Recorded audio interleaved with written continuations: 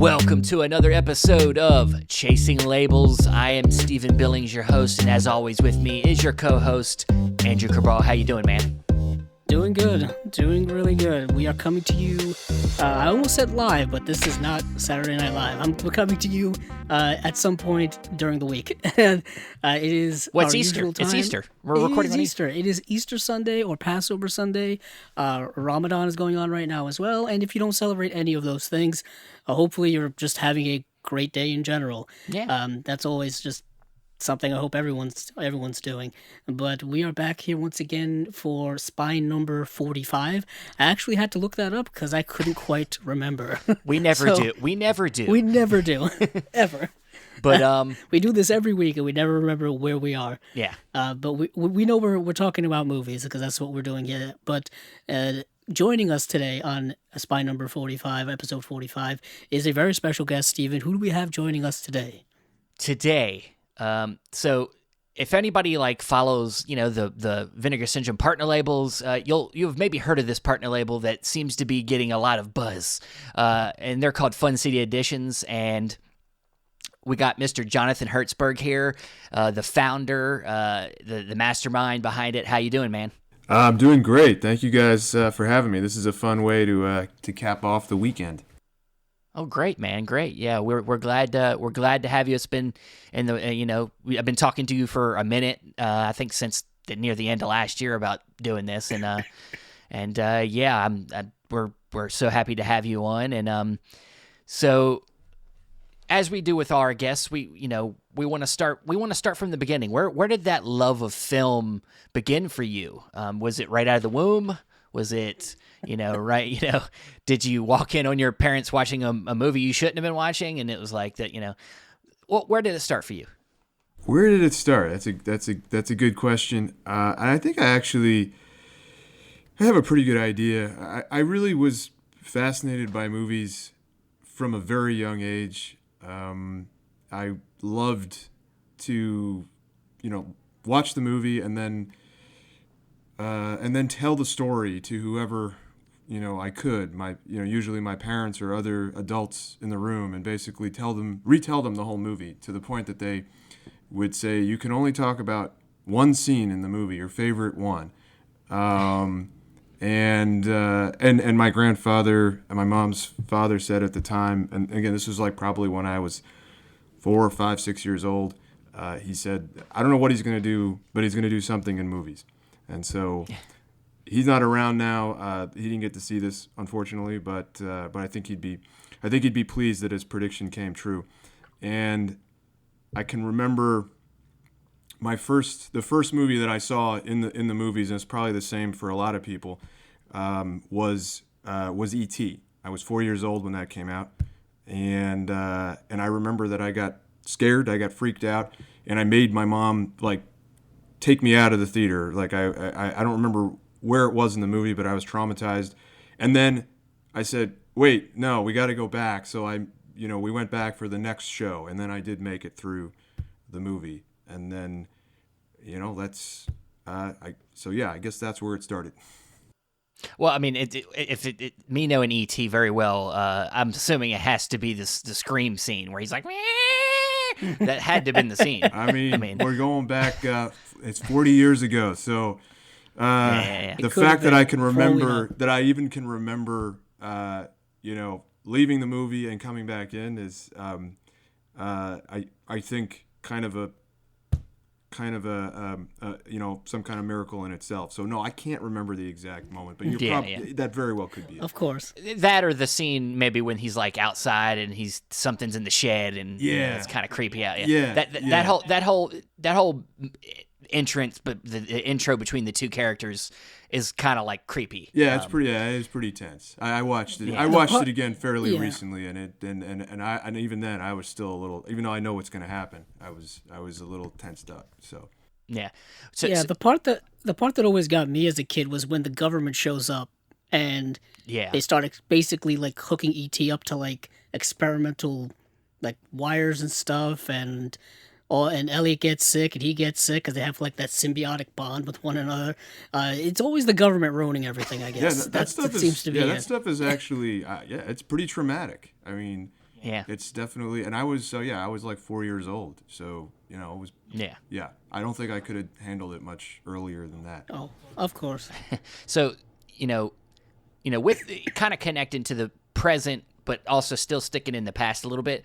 Do you think your parents, bringing you up, any of their influence has anything to do with your fascination with what your Fun City Editions label kind of focuses on? Do you think any of that started at a young age, or do you think that's just something that came along through your time studying film? That's a good question. I don't know that anyone's quite asked it that way before. But I think I think I do actually have an answer for that. I would say that a lot of the movies, you'll notice there are a lot of films that are from the New Hollywood era. They're from that late 60s through the 70s time period, and I think that a lot of my fascination, perhaps with that time, is that those are sort of like the movies that were that my parents are boomers, so those were the movies, like especially those movies that were coming out in the 60s and the early 70s that were kind of revolutionary, that were whether in their mode of filmmaking or in the content, just being that it was very political times. That was sort of like my parents' time, and I think that part of my fascination with it is sort of that these movies are sort of like a kind of a look into that time period when they were young, when they were coming of age, before I knew them, before I was around. So, and then I think that my dad passed away when I was 18, so pretty much when I was a kid, and he wasn't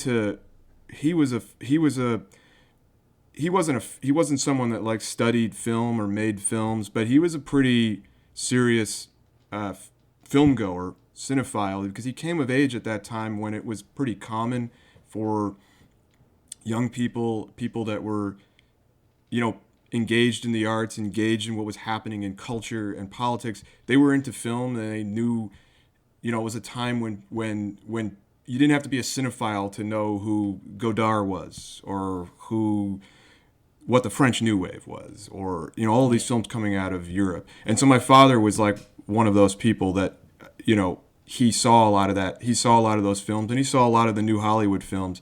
And sometimes he would talk to me about them, but I was sort of too young to appreciate a lot of that at the time when he was around. So in a lot of ways, watching these films and putting some of these films out, they bring me closer to my father, and they bring me closer. I feel, and I feel like there's, a connection with both of my parents, but specifically with my dad, since, he's been gone for so long. Yeah. That's with the passion that's put into the Fun City Editions films, I can see that. You telling me that, I can see that these are important to you to put these out. One of my favorites being Radio 1, which is a recent one. That was probably my favorite so far you guys put out, because it was such a discovery. And when I watched the film for the first time, the influence of music and just, and all that stuff just really hits home with me. And of course, I'm a little younger. I didn't grow up in that generation, even close to that. I mean, I grew up in the 90s. But of course, music even in the 90s was very influential to my upbringing too. So there's always a cross divide there. And but I definitely see where that familiar thing can be there with the label and what you picked there. And but what is it about that time period, other than like the political atmosphere and things like that? Like, it is about films from that era that really like hit home with you, that you think make them like genuine, like great films. Well, I think it's really a brief period where and this is a story that's been told so many times before, but there was that period when the studio system was kind of crumbling. The traditional studio system was crumbling, and you had sort of a confusion at the top as to what was the audience for new movies at that time. And the older generation was kind of didn't really, obviously didn't really get they didn't understand the new audience or how to reach them, and so it became this period where where a lot of young filmmakers were given opportunities early on, at a very young age to make films, major, films for the studios, and to sort of to drive, at least for a brief period, to really drive that culture. And you didn't have, and it was pre-blockbuster, so a lot of stuff. And again, you had that influence, as I said before, from the European art film movement happening. And so it's just a perfect storm where there was opportunity for young, idealistic filmmakers to really experiment with the format and to kind of push boundaries. Plus, you had, like I said, the ending of the studio system, and suddenly a lot of new content, a lot of stuff that you weren't allowed to show or portray was suddenly allowed. So there was all these new freedoms, and for probably five years or so, pretty much up until the blockbuster films like Jaws and everything that came after that, you had a lot of films that were not necessarily that were not necessarily designed to get these huge audiences. So they were pushing buttons and pushing the envelope. And I think and there's just so many there's the movies, there are the big films, the tentpole films from that time period that people know, but it's obviously a very deep well, and we try to find some of the deeper cuts, the B-sides, I say jokingly, not the Easy Riders and not the Raging Bulls. Nice reference. Yeah, well, I programmed a series in grad school like 15 years ago that was exactly that. Not the Easy Riders, Raging Bulls, and it was B-sides of the American New Wave. So, not to say that we're only dealing with B-sides. I mean, sometimes that sort of connotes like, oh, it's not as good. It's not an A-side. That's not really true, but they're not as well known often. So yeah. And that's Most the thing. definitely. It's fun. It's also fun to put things out that haven't been put out before. I find it to be a lot easier to sort of wrap my head around that, as opposed to something that's already been done very well and been done multiple times. Specifically on Blu-ray. Yeah. Yeah, most definitely. And I mean, that era in and of itself, I think is a favorite amongst ours and maybe amongst our listeners itself.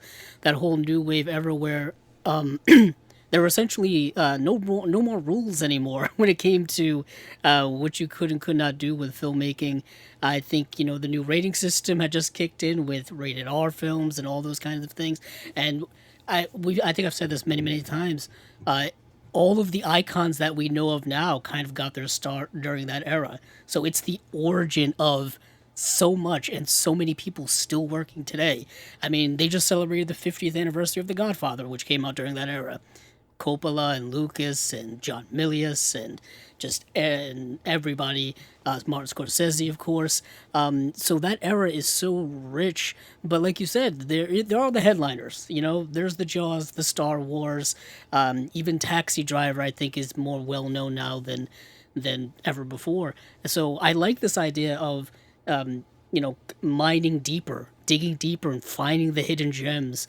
And that seems to be what you guys do at Fun City. And there seems to be a hell of a lot of passion that goes into all of these releases.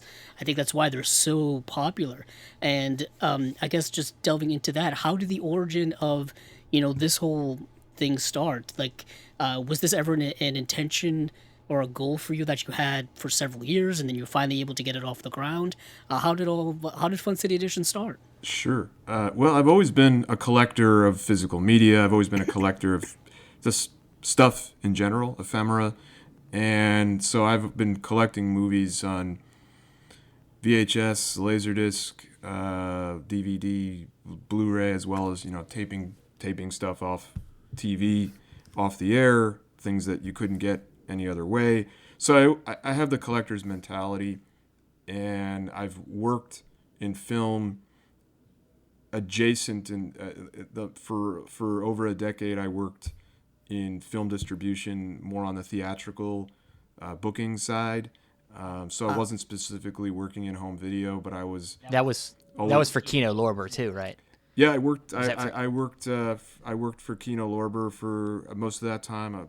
Prior to that, I worked at IFC Films, and so I got a lot of experience and a lot of exposure because, especially at Kino, as a smaller company, even though they produce so much, the output is so much, but this company itself is actually not that large. So I was able to get a lot of get an inside view of a lot of stuff that even if it wasn't necessarily my everyday purview, I was able to ask questions and poke around and pick up a lot of intel that was certainly helpful to me with getting Fun City off the ground, as well as but also just for my own interest in on the collecting side and on the physical media side for years and years and years, for most of my life. So I feel like have some of those instincts that sort of that help you when you're kind of trying to think of what's there maybe an audience for, or what hasn't been done, has been done, what hasn't been done, and sort of having that memory for that, which I do. So those are just so there's a combination of work experience as well as the passion and the just the hobby of it, the collecting side of it, which was on the personal side. So yeah, did that collecting start early on in your life? Like, did it start when you were a child with like VHS tapes and stuff like that, and then gradually move along? Yeah, it started early on with if I went to some sporting event or something, I always wanted to have a program. If I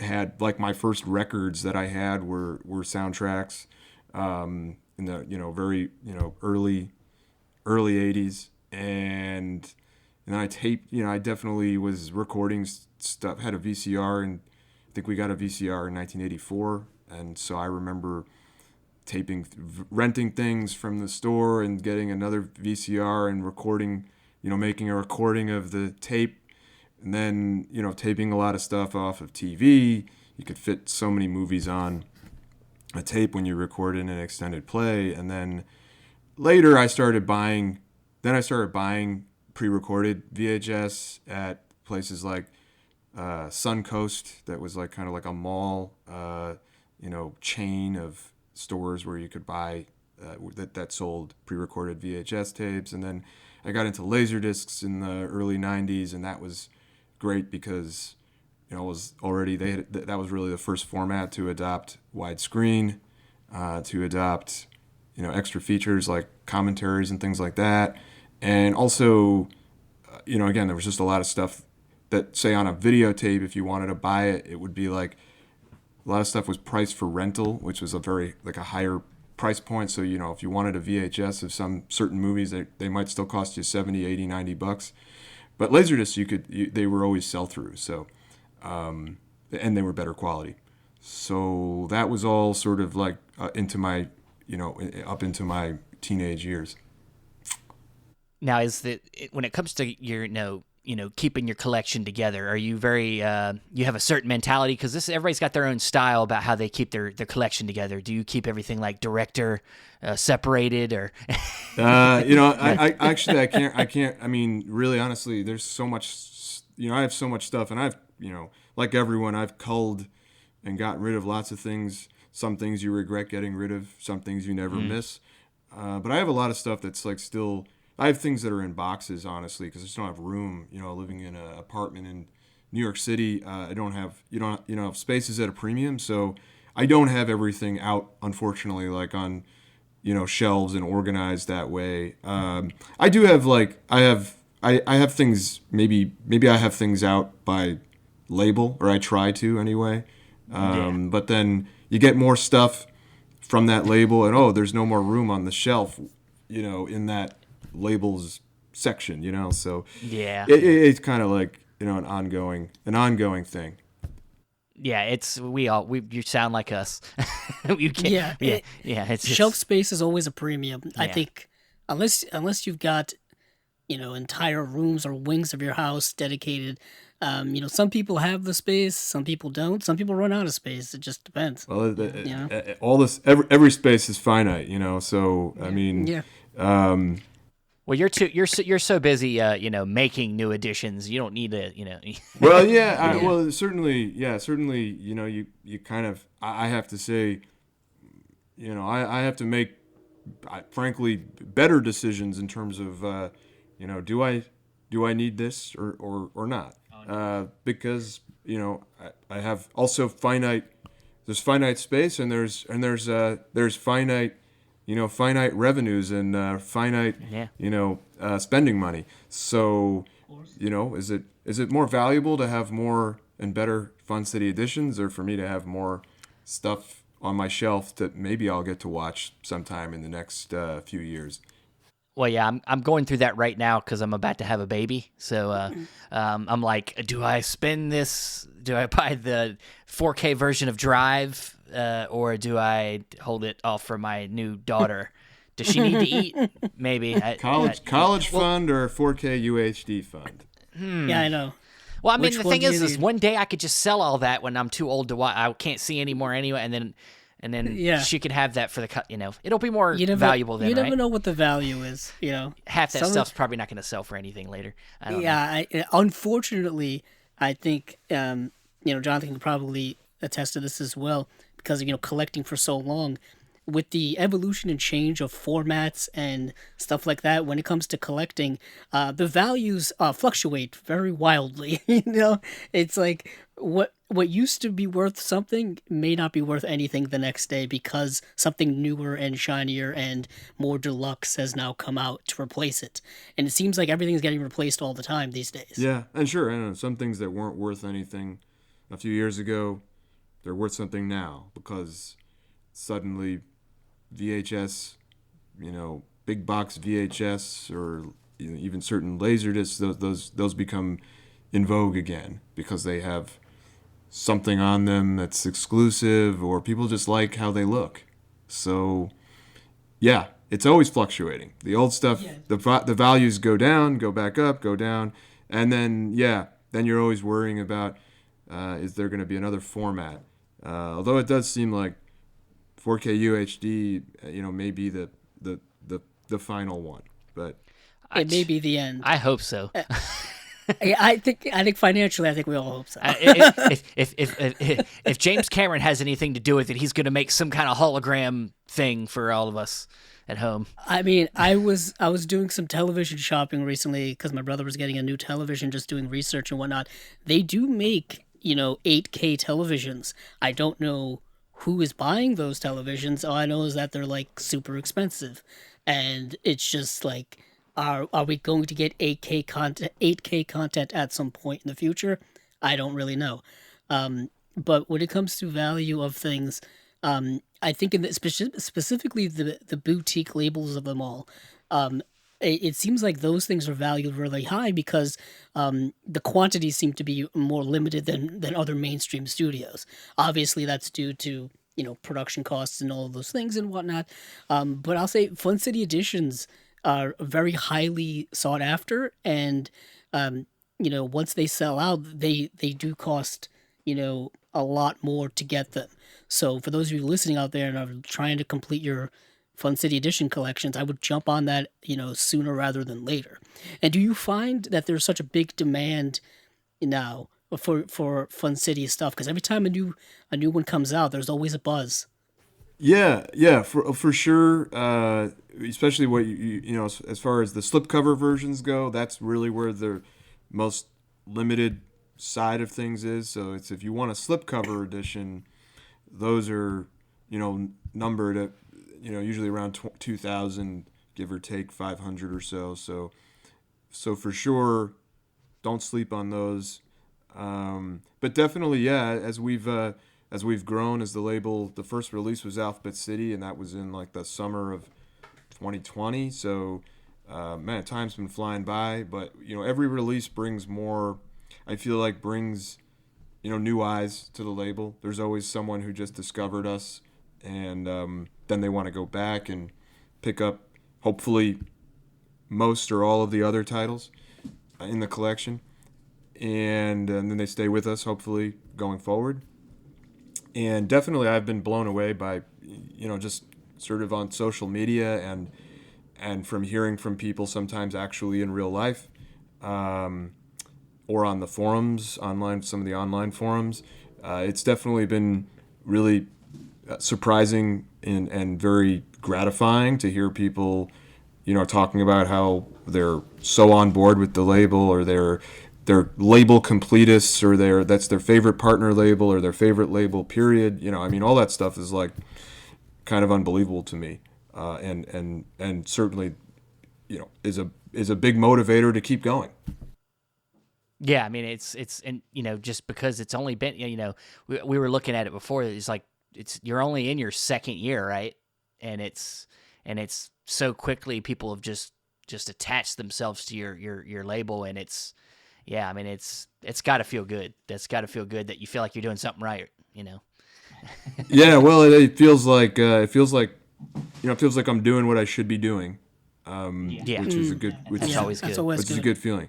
But it's a niche that we're in. This space is very much a niche, and so to bring that word up again, the numbers are finite. Like the audience size is. I mean, it varies from title to title, but we're not talking about the same numbers of people that were buying DVDs in the heyday. So it's very much still title to title, and I'm just one. It's really just me. So it's there's still days when I'm not really sure what the future will hold, because it's all still uncharted territory, and and it's a one-man band. So that's another way of saying that if you're if these titles look interesting to you and you haven't picked them up yet, for us every sale still really counts. So, and every time, that's why I so appreciate you guys having me on the show, because every time, I do something like this, there's the chance that someone else is going to hear about us for the first time. That's great, man. Yeah, we appreciate you coming on and divulging all this background info and right. Getting us some of the personal stuff too that connects to your personal life about why you do this, and that's I think that also helps too. I think that's part of why we do this too, is because we want people to. I think it makes it better if people can connect with the people that make these things that they love so much, to where they maybe won't complain so much about the stupid stuff. Like, why didn't this have this special feature in it? Oh, why didn't this come with the slipcover? It's like, it's about the movie, guy. It's there's a humanity and a passion and a love that goes behind a lot of these releases, and it's nice to make people aware of that, because then they'll want to support that label even more, or there's at least a chance they'll want to support that label even more. That's why, when all the partner labels, show up every month, we like to cover all of them and shout them out. And Fun City Edition is always the one that is at the top of the list, because it is one that consistently puts out, Stephen, I would say, really good editions and really good films. And I wanted to ask you, how does that, and I don't want to get you to get into the whole minutia of it all, but how does it work when it comes to which films you choose, which films you have access to? Do you just kind of like call people up and ask them for it? How does that all work? Yeah, it's sort of like a combination of who, you look at the obvious places online to find out who controls or who owns the film, and then you tap your contacts to figure out, if you don't have that contact already, for the rights holder, I tap my contacts to connect me, and basically there's a huge, we have tons of titles that are, I don't want to say like I have like one list somewhere. I don't really have one master list per se, but there's just always stuff happening in various stages of a deal happening or not happening, and always, and sometimes it's like with a studio, and sometimes it's with an individual, or sometimes it's with, a small, a company, a sales company or something like that. And it really just comes down to, is the move, does whoever owned the movie want to make a deal? Do they have good materials from which to do a restoration? And then, has it been done before? Has it not been done before? Do I feel like it fits the brand? Do I feel like there's an audience for it? Do I like it? It's all, and everything is kind of like every movie. There's different levels of, those things vary. Like, obviously, I don't like everything equally. Obviously, certain things are more feel like better business, and certain things feel like I'm more passionate about it. So, yeah, it really, a lot of it also, just like I say, comes down to many years of building contacts and having different people to tap for, tips or for connections with, the right people. And then you just, you go from there. You try to make a deal. I won't ask you, is there a particular one you don't like as much, because that'd be kind of mean, because it's like your children.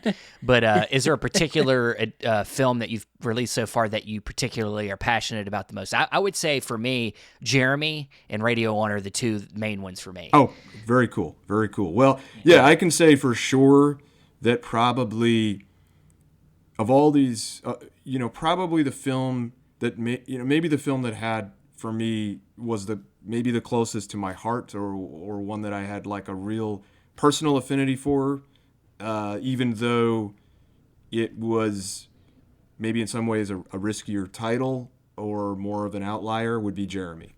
That was just a film that I just had a strong connection to, and I knew that, like, the people who liked it, I knew other people that saw it and liked it, and those people really liked it. But I also felt like it was kind of, that it was a little bit it was still a little bit of a buried treasure, and needed some polishing, and that it would be fun to get it back out there. And of course, again, having getting the two main actors to give their time and give such heartfelt interviews, it was sort of like, better than I had imagined it would turn out. So that's probably the one that has, maybe that I had the most emotional resonance for me. But I was also really excited about I Start Counting, was another one that I had wanted to do for years. And that was a film that really, especially here in the States, nobody knew about. And it took a long time to get the studio to tell us it was okay. I mean, it was like one of those things that they'd probably, a lot of people just didn't, it never came out in the US really officially. So it's just one of those things where, I got a few no's before we got a yes. And then, just doing the restoration on that, getting Jenny Agutter on board and doing the interview with her, like that's a really special one as well, just because it was I felt like such a great movie, but so little known. Yeah. How is it, like, especially because a lot of these are hidden gems, how is special features very important to you? You feel like, for these editions, to help bring the context and also just the more the passion to it? You think that that's a very key element to your editions?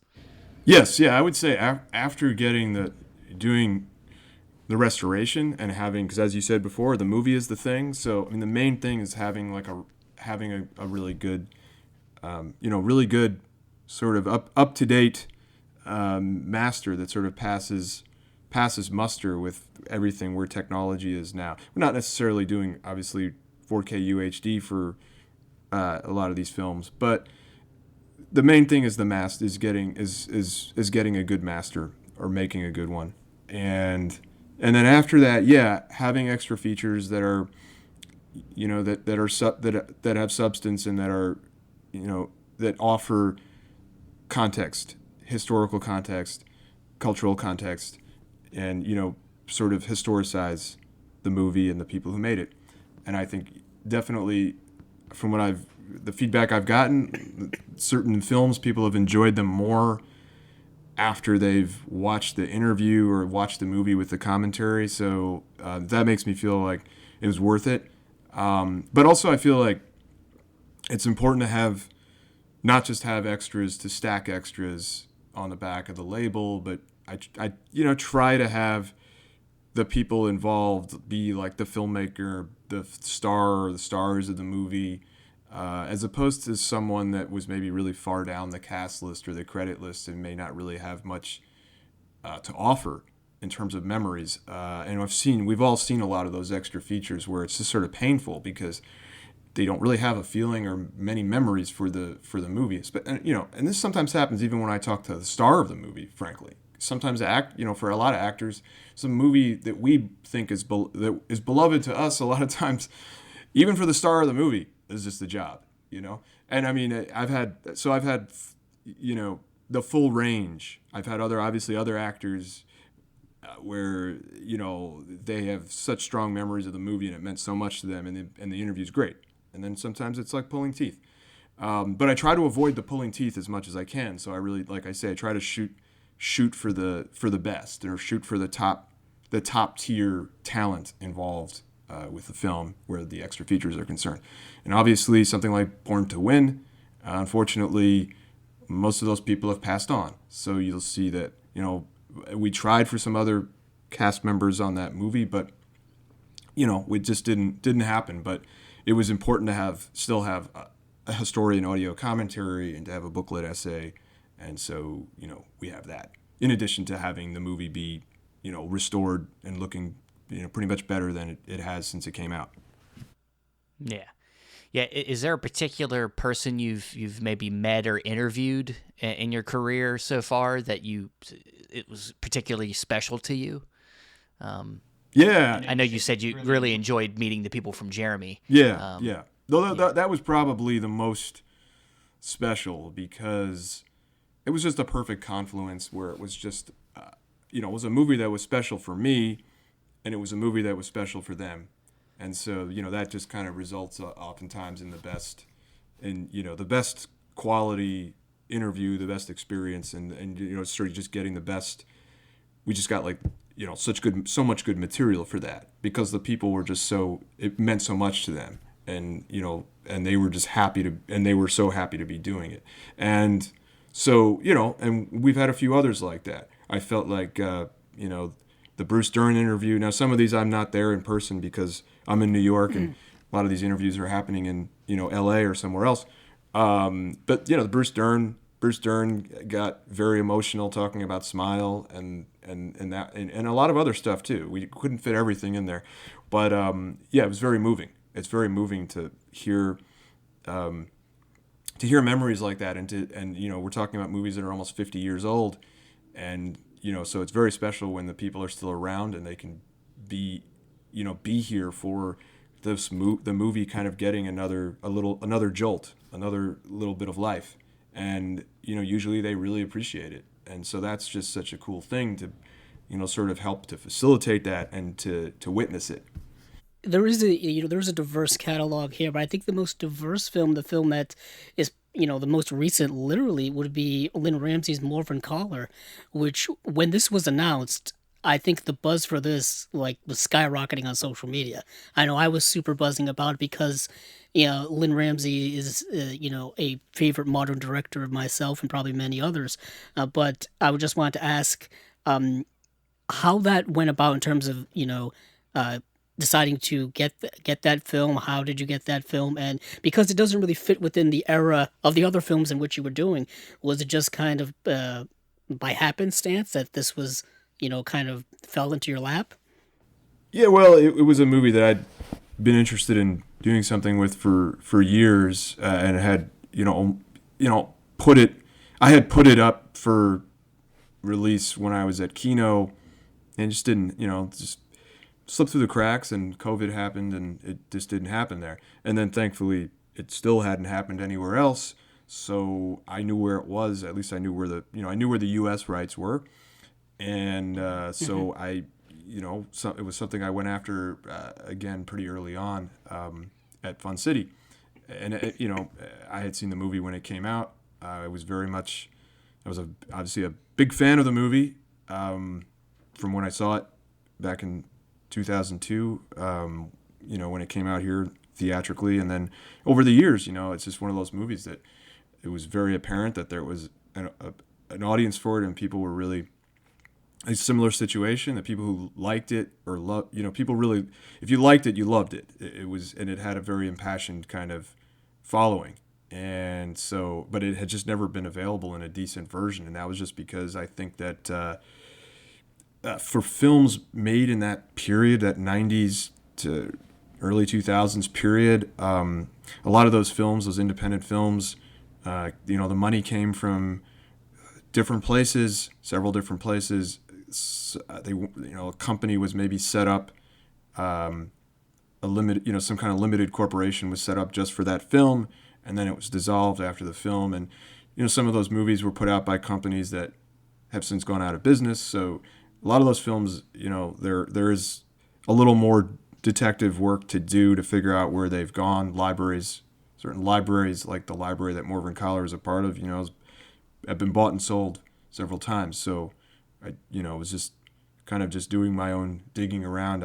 So I knew where it was, and so that's pretty much it. And luckily for me, nobody else, none of no other home video label, had I guess tried or been successful licensing it. So it got to be us. Nice. That's It just worked out, which is a hell of a just get for you, for us as fans to finally get this movie in a high quality edition, because the only version that I've known of has been a DVD that came out in 2003, probably right after when the movie came out. And like you were saying, a lot of the movies in small independent films from 90s and 2000s era probably only got very bare minimal DVD releases, probably not in great quality by modern standards, and it's like they've just been languishing for decades. No, that was a film where it had never had not been updated for HD. So the master that was around that you see streaming is the same master that was the source for that DVD, almost 20 years ago. So yeah, it was time. It was overdue. Yeah, and when it comes to getting elements and all of this kind of stuff, is that a typical difficult task for you in terms of trying to dig through archives to find the best ones? Do you kind of exhaust, go to the ends of the earth and turn over every rock to find the best master, or you just get to the point where you want to make this release? Well, luckily, everything that we've done so far, we haven't had to really, kind of scrape bottom and go with something suboptimal as a source, like like going off of a print or something like that. Mostly we've been working from pre-print elements, either original camera negative or the inner positive, and and then I work with obviously work closely with the folks at OCN/Vinegar Syndrome, and they're obviously very schooled and super knowledgeable about where different films may reside and the best way to treat them, and to really just the whole process of the restoration. I couldn't really be aligned with a better with the better folks than them. So I certainly benefit from their expertise as well. But yeah, I mean, certainly with these titles that we've licensed from MGM, I can tell you without telling you specifically what we have in store that come on, Jonathan, come on. That we have some really cool things, not only cool movies, but parts of these movies that nobody's seen for for like 40 years. So it's pretty like movies that people have seen, but they've not. There's footage that nobody's seen for a long time, and so that's something that I've been pushing. Where we kind of like nudge the studio a little bit more. Can you dig a little more? Can you look? Can you see you can find this? And then sometimes they find that, or sometimes they find something else entirely, or they find that thing you asked for and something else that you didn't expect. Nice. So yeah, it'll be very exciting in the next few months. So what he's telling us is they're putting out the Rocky movies. That's what he's telling. All right, that's MGM. I'm glad MGM is getting some love because that I've been saying that for a few episodes. Just that catalog must be. It's a deep catalog, but it's also like all over the place in terms of who owns what, where, and where everything must be, in terms of archives and conditions. Yeah, it's what things must be. It's sort of like the joke is that they don't have the actual MGM catalog.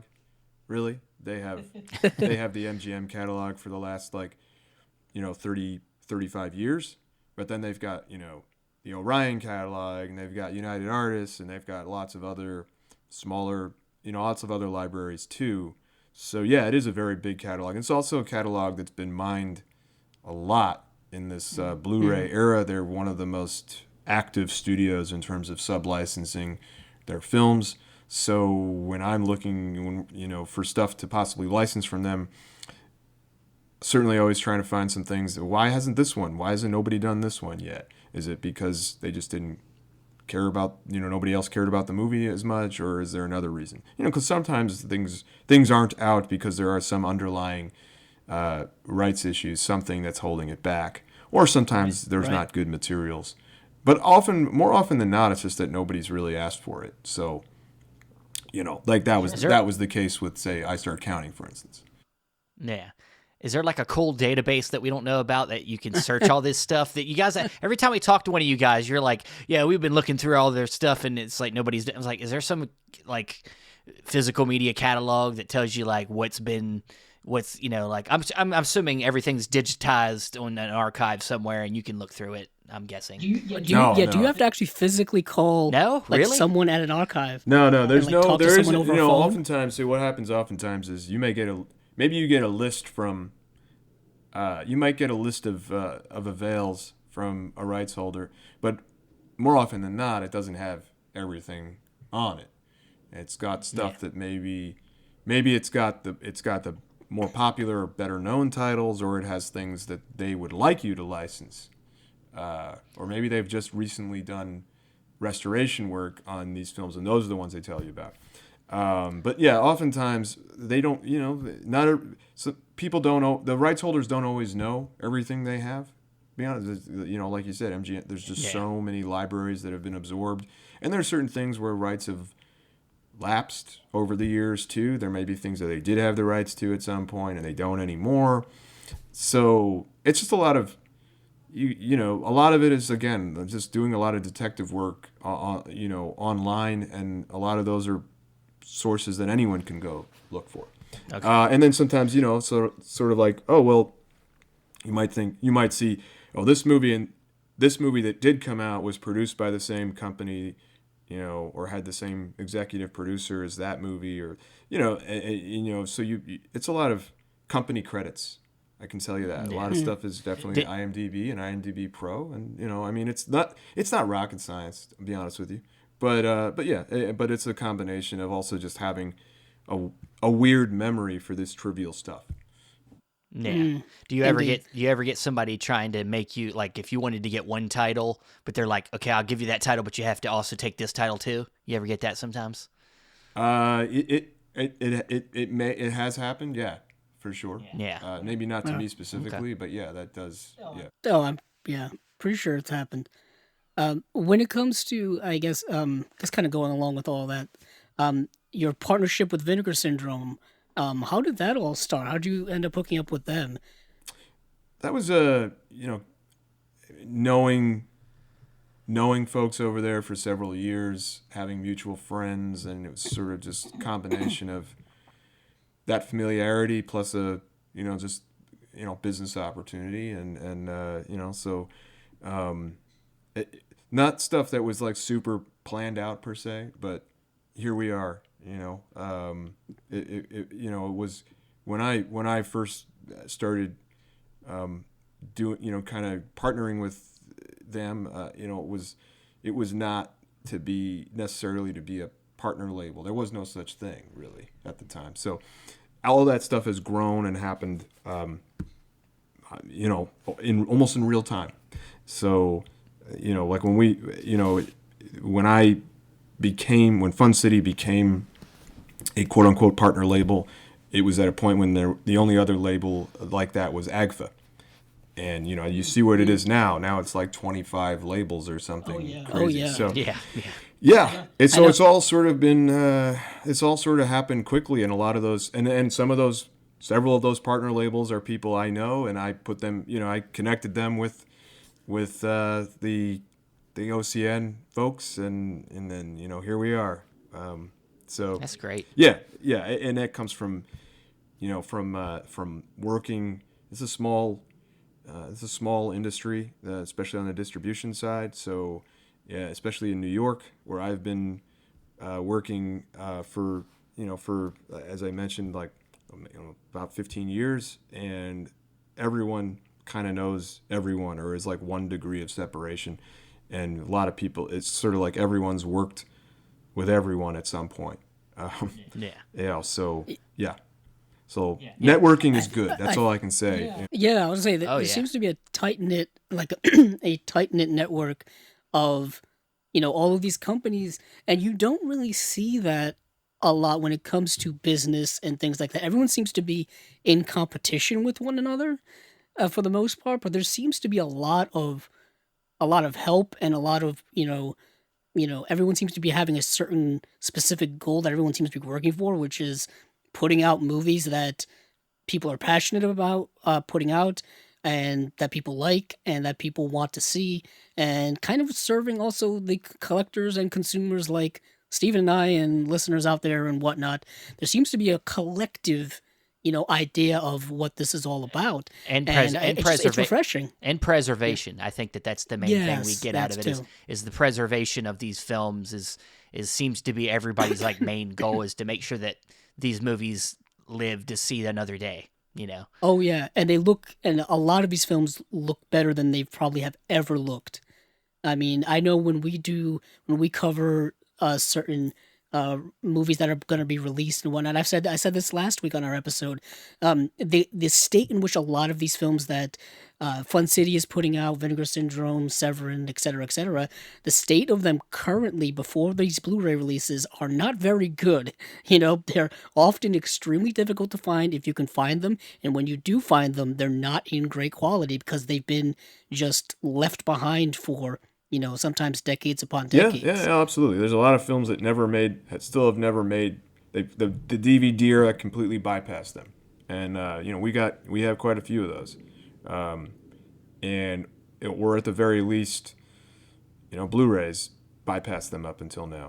So I mean, I can't say that for all of our films, but certainly when it's really special, yes, when you can find a film, when you're working on something that maybe hasn't come out since VHS, or even never came out on VHS. I mean, that's that's even of itself just a feat. And I when I think that, I think of specifically the Primetime Panic set that you put out, because these were TV movies done in the 80s, and TV movies have never really gotten much love when it comes to home video in general, I guess, up until more modern times, where we've been seeing a lot of these home TV movies being put out, and the elements for them must have been interesting to find. Is some of your time at Kino some of the influence on why I see Kino putting out a lot of TV movies? Do you have an influence on that? I can say on some of them I had an influence, some of those titles, but I never worked in the home video side officially at Kino. So sometimes they would maybe take my suggestions, but more often it wasn't my place. It wasn't my I wasn't calling the shots there. But yeah, there's a couple that I could say I pushed for over there. Gotcha. Nice. Yeah. But it's definitely. Now, TV movies, I feel like TV movies are certainly still like a very sort of wild frontier, untapped kind of territory in terms of things to restore and put on Blu-ray. And the really interesting thing, like you mentioned the Primetime Panic, the thing that's kind of fascinating about those movies and so many of the other ones, especially from that era, I mean, they were shot obviously for the most part on film, and often on 35 millimeter film. So they were shot in the, you know, really in the same way that a feature film was, but they got output on TV. So nobody really saw those movies unless they were in like the editing room or something. Nobody really saw those films looking, you know, in looking pristine. Obviously, like when when a feature film came out, you saw it in the theater and you saw it, you saw it in a way that was, more faithful to how it was made, how it was shot. And now with like something like Dreams Don't Die, I was blown away just like with the quality of the cinematography and the quality, I mean, frankly, on all three of those movies, like how good they looked, and just the idea that when these movies aired in the early 80s, you were basically seeing them at like a fraction of the actual quality of the original production. So yeah, it's really cool to be able to put those out in good editions, and again, like those are cinematographers, like the cinematographers that worked on those movies also shot a lot of feature films as well for big time filmmakers. So the people making these movies were our top quality craftspeople and artists, even though these were TV movies. And of course, nowadays TV has changed completely. It's like, now you got these like, 8-hour movies. They look like something that should be in the cinema, but the lines the lines blurred. Like I feel like I don't know if you guys care about baseball, but it's kind of like how the American I love baseball. Kind of like how the American League and the National League, there's really less and less difference between these two things that used to be separate entities. Like you were one or the other. Pitcher bats. Oh yeah, here, now they both have DHs. Yeah, there was a distinction that there was different leagues. At one time, they never even played each other except the World Series or the All-Star game, and then obviously they added interleague play, and then they added now they made all the rules the same. So there's really no separation. Back then when these TV movies were being made, there was a big separation between film and TV, in that you had a lot of actors that you only saw on TV, and then you had other actors that never acted on TV. Of course, there's exceptions to that too, and you can see that in the Primetime Panic. There's people like Joe Sargent, who directed films for feature films and TV films. So, and there's obviously certain actors that go back and forth, but the point is that back then it was like, this is for watching at home, and this is for going to see it. Go out to the movies. This is free, and this you pay for. Yeah, I mean, there was a difference between a film actor and a TV actor. The TV actor, the butt of the joke was that TV acting was lower than movie acting, and now, like you said, the blurred line. I don't think there even is a line anymore. It's just everyone does whatever they want for whatever reason, and whether it be financial, quality-wise, career-wise. The other thing is that, and there's of course that a lot of the content that we used to see in the smaller films, the independent films, and in like the movies we were talking about earlier, those early 70s films, movies that were sort of more reality-based, less special effects based, smaller movies, that's the content that now is, for the most part on TV, and the movies are just only the biggest of the big. Yet, spectacles, it's spectacles, yeah. And that's where I wanted to kind of closing. I wanted to ask you about if there was any in film, anything coming out in today, other than obviously, unless you're into Marvel movies, anything coming out now that really excites you, certain filmmakers maybe, or certain actors or anybody like that. Yeah, well, I have to tell you, I mean, first of all, I've been pretty lax for a while with looking at new things. I've been kind of buried my head more in the in the weird forgotten stuff that we've been talking about for the last hour or whatever. So frankly, I've kind of fallen down on the job in terms of looking at new films regularly and new filmmakers, and it's frankly something I need to. It's something I want to change, to turn over a new leaf this year, even though we're already 4 months in. So that's my way of saying maybe have me back, and another time. Yeah, of course. And I'll update you. Well, I was going to say I'm very much on your wavelength, because we got a friend. Me and Andrew have a mutual friend, Dan Skip Allen, who's a film critic. So he's always watching the new stuff, like even before we even get a chance to. And I'm like, dude, I don't know what you're talking about. I don't know what these movies are, because we're so busy preparing for these episodes where you guys are, all these labels are releasing things from the past, and we're just delving into the past all the time. And that's all we have time for, because we're dedicated to doing this show and trying to watch as much before the show so that we can help inform people about the movies that they might want to buy, and so. Yeah. And most of the time, these are all at least new to us, and maybe new to, everyone else as well, because like I said, these films haven't been really talked about or seen for a very long time. They're mostly have cult followings and stuff like that. So it's as if we're watching new films, but they're just not made now. Yeah. Yeah. So yeah, I mean, we're with you. Don't feel bad. You didn't fall down on the job. You're doing your job. You're doing exactly what you need to be doing. Well. We talked about this earlier. Yeah. Well, thank you. That's very nice of you to say. But I appreciate that you guys.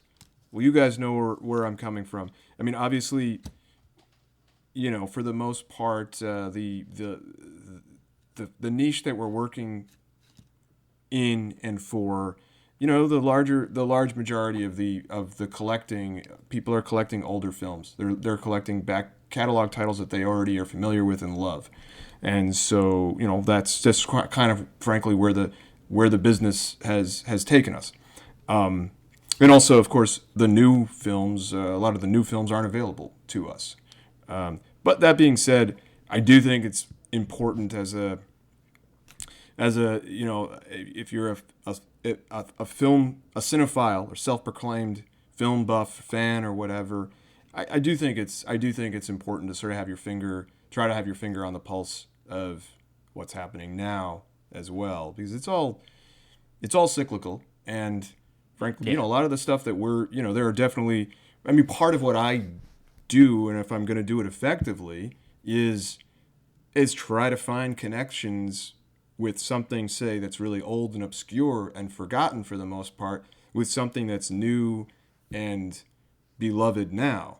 And if you can find that's part of what I try to do, is find that connective tissue, because it helps make something that's older and forgotten more relevant. If you can say, hey, this filmmaker, she was really inspired by this film, or these types of films that we're trying to sort of kind of push back up from below the surface. So it is important. So when I say I'm falling down on the job, that's probably an exaggeration, but I could do better. Well, we could all do better, man. We're with you, man. We understand, and through our conversation today, we can tell how much more closer you are to us than we could remember. Imagine like him over here talking about he's hoarding movies and he has boxes and he doesn't even look at them; they're just everywhere. That's us. That's exactly what we do. But Jonathan, thank you for sharing your time with us and talking with us, and we hope, like as we kind of alluded to earlier, that you come back and talk with us again. Well, thank you guys again for having me, and I will. I enjoy doing these, and I've come back and done return engagements on other shows. So, you guys just tell me when. When is this going to air? Okay, tomorrow. Let's get. No, I'm just kidding. No, yeah. We got to bring you on for that. We got to bring you on for one of your upcoming releases and talk about like a specific release or something like that. That'd be good. Yeah. Well, when is this show going to air? Probably by tomorrow. Oh, okay. Wow, that's real quick. Okay. Yeah, we're a weekly episode, so I edit it and tonight or when I get off of work tomorrow, and it's up. Oh, great. Well, do you have any questions about Born to Win? Is there anything specific about that, or most latest title? Or? Well, I can tell you this: we both watched the film, and we both really loved the film. We both kind of, I remember when we were talking about it.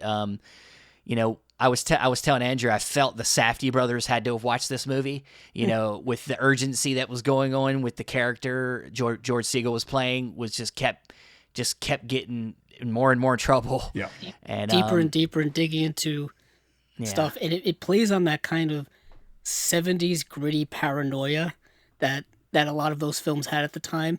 Also, the way in which it depicts New York, there is something unique about 1970s New York.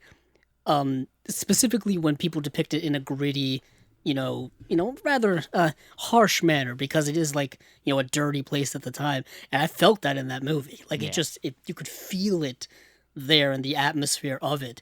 And George Siegel, who I think is mostly known as a comedic actor, I thought was really believable in this role of someone just constantly screwing up and going, digging himself deeper and deeper.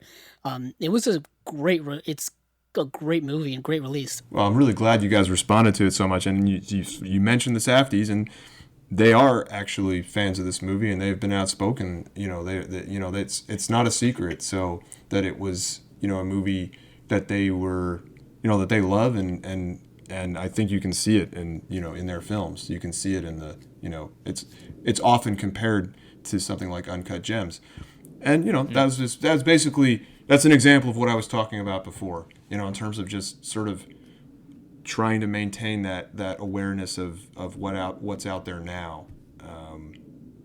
Bridging the gaps. Yeah, exactly. Yeah. Making those connections. Yeah.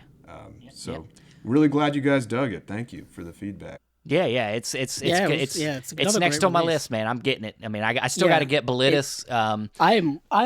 Steven is all like caught up. I'm way behind. I've got 4 releases. Wow. And I've just got to get the rest of them. Yeah, I'm caught up except for I got to get Bilitis, and then when Born to Win comes out, I'll be grabbing that. So I'm kind of a slipcover enthusiast, so I'm trying to track them down, and that's the reason why it takes me so long. I see that you've got that's the whole reason why. If you basically with the things that are limited, it just goes. What I say is if it's something you really like, don't wait on it. Just don't wait. Just grab it now, because otherwise you're gonna get FOMO. Oh yeah. We've talked about it. It eats me out alive. Yeah. But Jonathan, thank you. And yes, we're gonna definitely got to do this again and come out with something weird to talk about. I don't know, other than not just Fun City, but we'll come up with something. We sometimes we do like random second half stuff for our show, whether we make lists for something. Maybe we'll do something like that. So okay. But thanks, Jonathan, and we'll see you next time. Thanks, guys. Great to meet you. Oh man, Jonathan Hertzberg, he was fantastic, and he likes baseball. Very nice. It was another great interview with a really awesome cinephile collector. Yeah, film enthusiast, everything. That's the thing about him, that it was he definitely had, sometimes you feel like when you're going to meet some of these people that they're like going to be like a little bit like feel like they're a little bit like above you, like, but that's not how it's been ever. It's never happened. Everybody's so relatable, and they're just like us, like just up to the owners of Indicator, co-owners of Indicator being collectors and showing off their stuff right there in front of us. And Jonathan, in the background of his video, had a huge record collection, Yes, he did. And, like we said, once again, Fun City Editions is just a really incredible young label. I mean, we talked about it. It's only been around for less than 2 years as of this recording in April of 2022. In terms of, when their first release came out, and just an explosion of just, popularity and buzz and enthusiasm from the collecting community over their releases because of the quality, because of the passion, and because the films are, I think, from the ones I've seen, have all been really good and unique and diverse. And you just get the sense that, he's putting his full effort into this. This is no corporate type of thing. There's no corporation here. It's just, an individual doing, very, workman's work in terms of getting these additions to us. But moving on from there, Stephen, we have other additions to talk about. We do. We do. We don't have much to talk about this week. Criterion. No, it's probably the lightest week. Yeah, one of our lighter weeks. Before. Criterion kind of just missed the cut. Like they usually come out the same week as Indicator, but because it was like the 5th, I think it was the 15th on Friday, but they were like, you know what? We're going to wait till Monday, I guess for the holiday. Yeah. And they did give a little bit of a tease, but we'll obviously be discussing that in next week's episode because I think they're dropping them literally tomorrow. So by the time this episode is up, those releases will probably be out or close to being out. So we'll cover those whenever that happens. I'm curious what's coming out. I'm very curious. I wonder if we're going to get that Inland. I know Janus Films has been talking about Inland Empire getting the screenings happening this summer. So who knows if they're going to straight up just announce that edition right now, but that's something we'll talk about whenever that happens. But moving into a little bit of what we've got this week, first up here is something that's a little interesting, is probably way more interesting for people who are fans of this franchise, I guess now you would call it. Yeah, definitely a franchise. Definitely. And that is Studio Canal is putting out a 4K Blu-ray UHD edition of a double feature of Doctor Who and the Daleks and Daleks' Invasion Earth 2150 AD.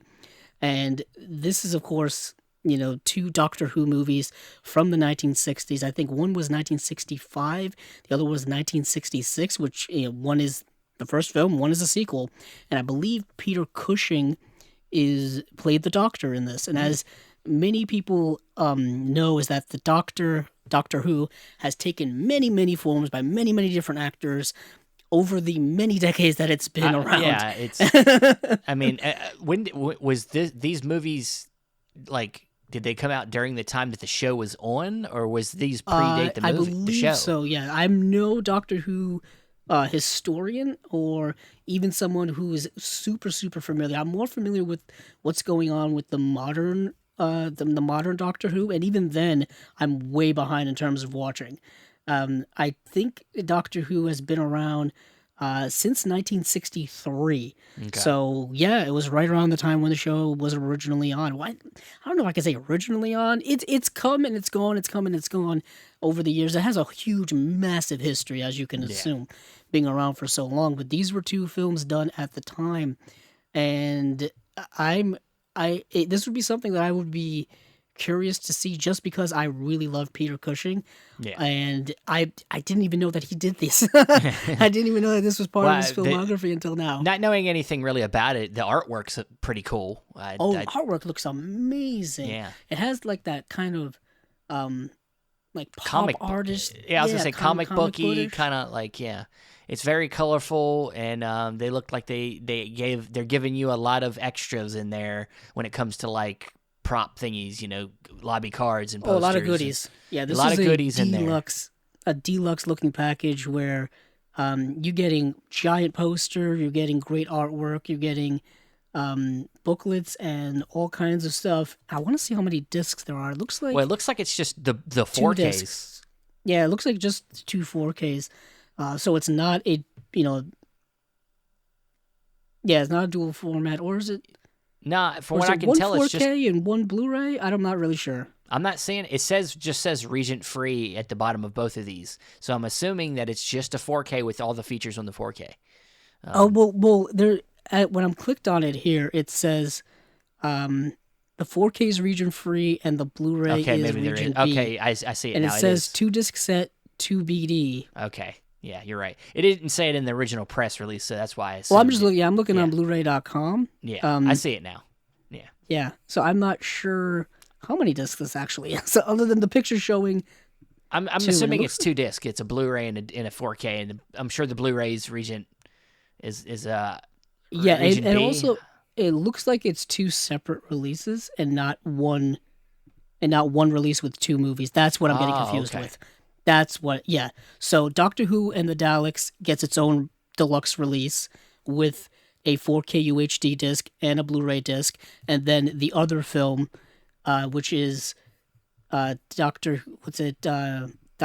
Invasion Earth 2150 AD, is getting its own 4K deluxe release with a 4K UHD disc and a Blu-ray. That's what I was confused about. Yeah. I was looking at one release versus two separate ones. So each of them is getting its own release and with unique, gorgeous packaging and all kinds of stuff. This is going to be an expensive sure double buy for a lot of Doctor Who I'm fans. sure it is. But I don't know. But it'll probably never, be worth it for a lot of people. Never gotten into Doctor Who, so I can't speak to its. It's really cool. I've watched a lot of them. Well, not a lot. I've watched part of the modern stuff. I actually have a lot of it on Blu-ray, and I just kind of want to watch it. But it's a time commitment because they're up to quite a few seasons. I was going to say, but they're short. They're short. It seems seasons. daunting. It seems very daunting. But it's if you like kind of like it's science fiction. You know, it's British science fiction. It's comedy. There's drama. It's it's all kind of stuff. It's really appropriate for what's the zeitgeist now. I think that's why it's really picked up and it's really popular because it fits so well into the culture we're getting now with comic books and superheroes and fantasy and science and sci-fi. So they revived it at just the perfect time. They really did. But moving on from there, Steven, there's not much else in terms of releases. There is a few Kino releases. We might as well go over some of those. We did go over a bunch of them last week, and there's only about four or five or so. The first one here is a two Technicolor film noir classics starring Esther Williams. And this is something that just dropped about 8 hours ago today, and it is Unguarded Moment and Raw Wind in Eden. Esther Williams, for me, is not a noir actress that I'm familiar with. I'm more familiar with her work in lighter romantic comedy type films. You know, she's in $1 Million Mermaid and stuff like that. And so this is very interesting to me. Well, yeah, I mean, we both are big film noir fans, so anything film noir, I'm gonna lean towards. I just wonder, is this gonna be a box set? Like an Esther Williams box set could be, I think it's going to be like how they've been doing those like Douglas Sirk double features in that white box. Okay. Well, I guess slip box? Maybe, I don't even know if they're slip box. I don't have them. But it looks like that may be what it is because we've got new... It says down here, sold separately. That's what I was just going to say. Yeah. So, no. That threw that in the trash. Yeah, nope. Nope, that's not happening. These will be sold separately and probably in the usual, were they black cases? Yeah. Blue cases. I'm trying to look to see if I have a Kino. The Kinos are blue cases. Well, they're blue cases, but usually... You mean like the black spines? Usually, the spines are black and there's black borders and the back is black as well. Back in black, yeah. Back in black. I think it's that. Yeah. All right. But, so moving on from there, we've got another one that's sold separately. Glad I'm mentioning that. Coming soon, brand new 2K Masters 2 comedy classics starring screen legend Bob Hope. One is Never Say Die from 1939. The other is Sorrowful Jones, 1949. Doesn't sound like a comedy, but that film is co-starring Lucille Ball, obviously before she did the I Love Lucy show and that stuff as well. So yeah, these are sold separately. It looks like that one involves a horse of some kind. Also, there is a horse on it, and it's I like how it says "funnier than Paleface," which I'm assuming is another film. No. Yeah, Bob Hope, Lucille Ball, Sorrowful Jones. I hope they use the original poster arts for these releases.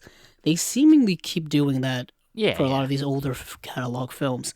I'm hoping so because they look so vintage and so nice. Yeah. I would leave that as that. I don't know if I've seen a lot of Bob Hope's stuff. Obviously, if you get Bob Hope in a movie, he's going to be doing some singing. You can't avoid that. Yeah. I'm trying to see if I've seen Bob Hope. Yeah, he's been in a few stuff. So I've seen some Bob Hope things in my time. But yeah, I don't know how you're feeling about these, Steven. I don't know if there'll be high priority on your list. I haven't been drawn to Bob Hope yet. I mean, maybe he's never really jumped at me as being somebody I'm going to be interested in. But I've never really given him a chance. So maybe one day I'll give him a chance and we'll see how it goes. Yeah, I gotta see more of his stuff because he was in The Greatest Show on Earth. He's in A Road to Morocco. He's in The Cat and the Canary. He's in The Pale Face was a movie that he was in, so obviously there's that reference there. Road to Bali. He's in a lot of these, Bob Hope types of films. But moving on from there, we've got another film here called Counselor at Law, starring John Barrymore, directed by William Wyler, 1933. It's definitely, I would say, a pre-code film. Has to be right before that 1934 pre-code cutoff date.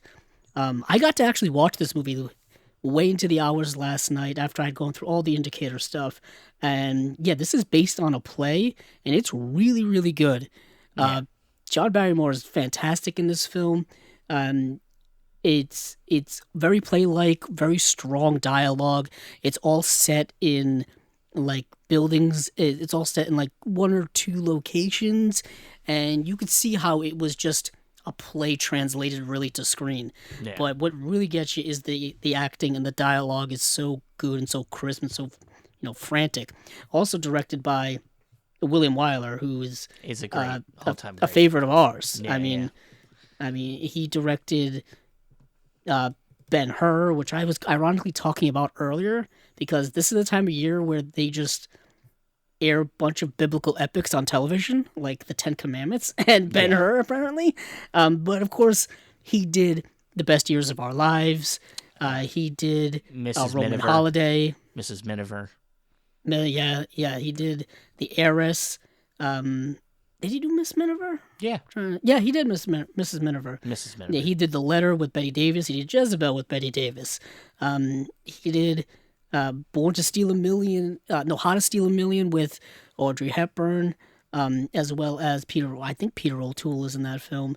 Yeah, William Wyler is an amazing director, and I'm excited. That's what's going to get me eventually to buy this. Yeah. Because I got to put that in my William Wyler section of my collection.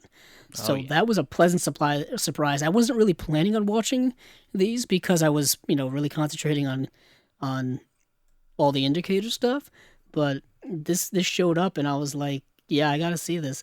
Also, there's a small role in here played by Melvin Douglas who shows up. And this is an early role for Melvin Douglas. And yeah, when I noticed, I'm like, oh, that's Melvin Douglas. So it was a really fascinating kind of discovery for me. But Steven, there's not much else. Oh, well, no. What are you talking about? What about Killer's Kiss? We already talked about this. Did we? Yeah, they just gave us the details, and they gave us the cover art for Killer's Kiss. No, I which didn't is think a we great talked about, cover art. Did we by talk the about way. UFO incident? No, that we did not talk about. Because I watched it. Did you? Yeah, I watched this thing. Nice. I thought we covered that last week, but I don't think we did. No. I think we stopped with the Boris Karloff films. It was the last thing we talked about. I'm scrolling down. Yeah. I thought we talked about the Mr. Wong collections was the last thing we talked about with we Keith. did. Yes, Keith. we did. And then we didn't talk about him last episode. We didn't talk about any Kino. Yes. And then we've talked about Love Slaves of Amazon.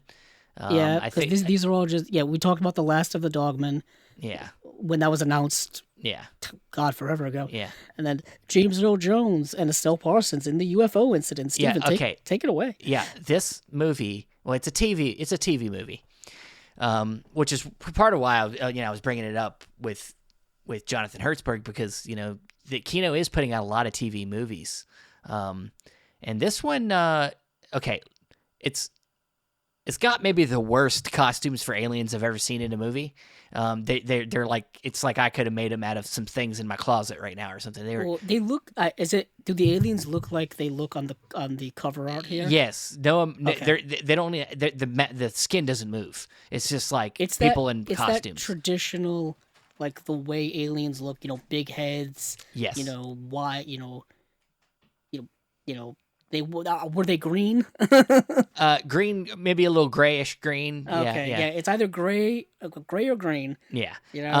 Why the one or the other? but the movie is very much it's about the famous story of the Parson, the Parsons who Barney and Betty Parson.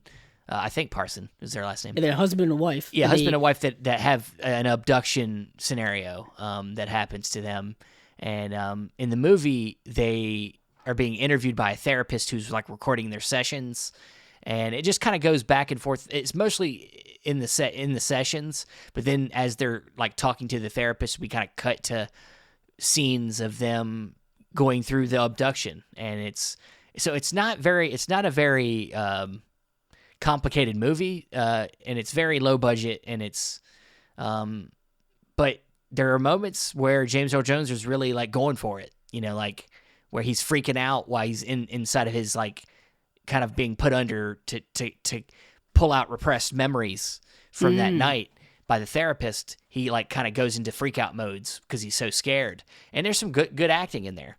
James Earl Jones is an actor that we always remember for his most iconic roles, but he did other things. He was a play actor. He did a lot of stage acting. Oh yes, he was in Fences. Fences, yeah. The August Wilson play Fences. And this very much could play like Denzel. this could very much play like a play in a sense because it is so small scale. But all the alien stuff is very low budget and kind of laughable. But the stuff like the relationship between him and his wife and all that stuff is really good. And like I said, some moments of good acting. It's a decent TV movie. It's not the best, but it's not bad. And this is going to come with a slipcover. It's getting slipcover treatment. So slipcover enthusiast, like I talked about with Jonathan Hertzberg. That's very interesting. I did not know it was a TV movie until you just mentioned it. Yeah, I mean it's hard to think James Earl Jones doing a TV movie because he's always kind of been a big deal. I think this came out in 1975. Obviously before Star Wars, which, he only lent his voice to Star Wars, which, made, is iconic in and of itself.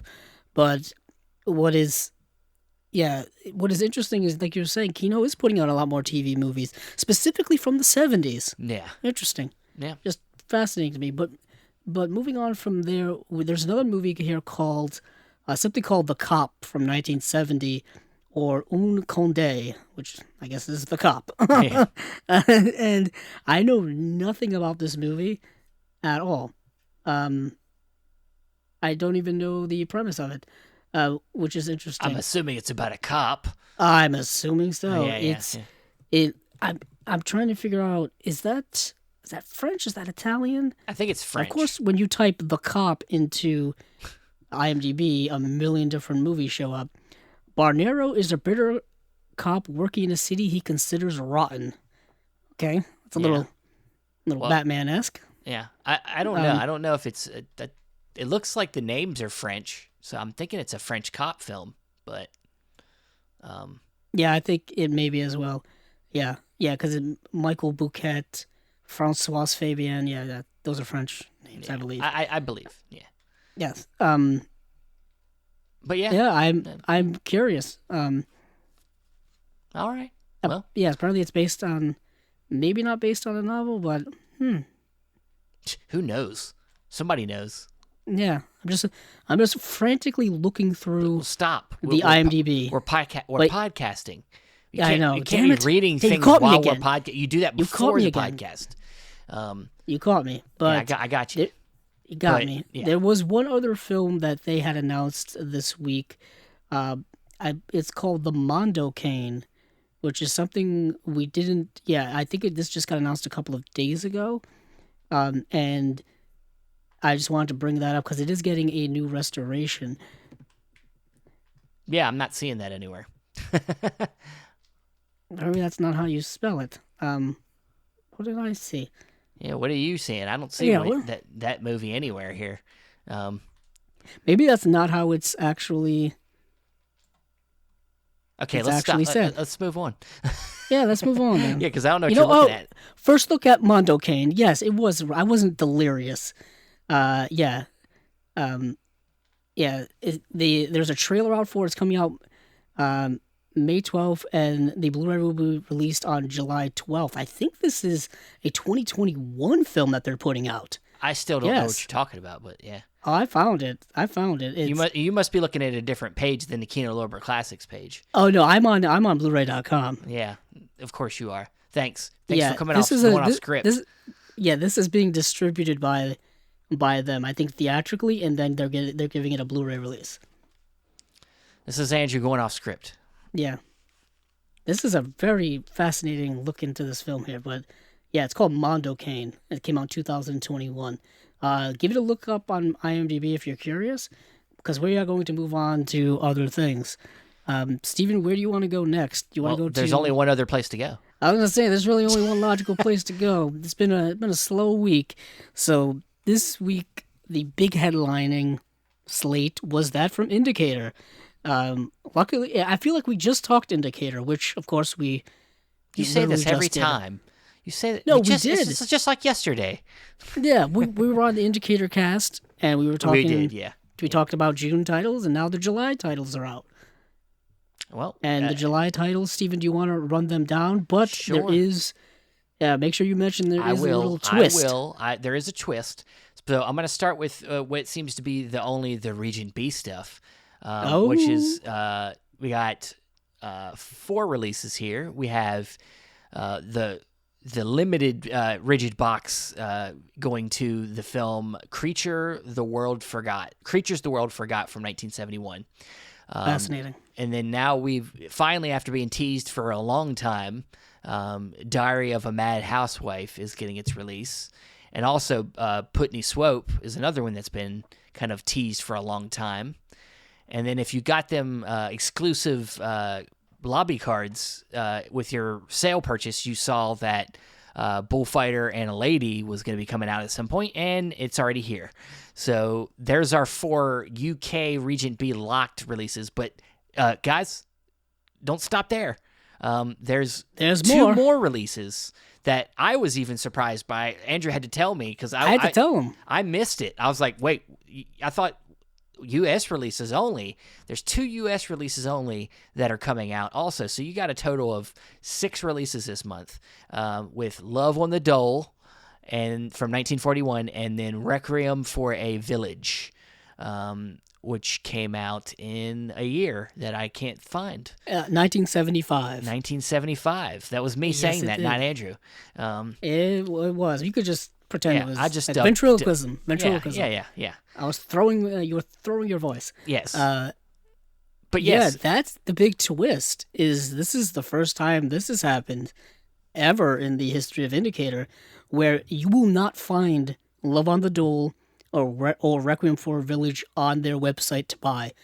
If you're in the U.S. or if you're in the U.K. and you want these releases, you got to buy them from someplace else. Bam.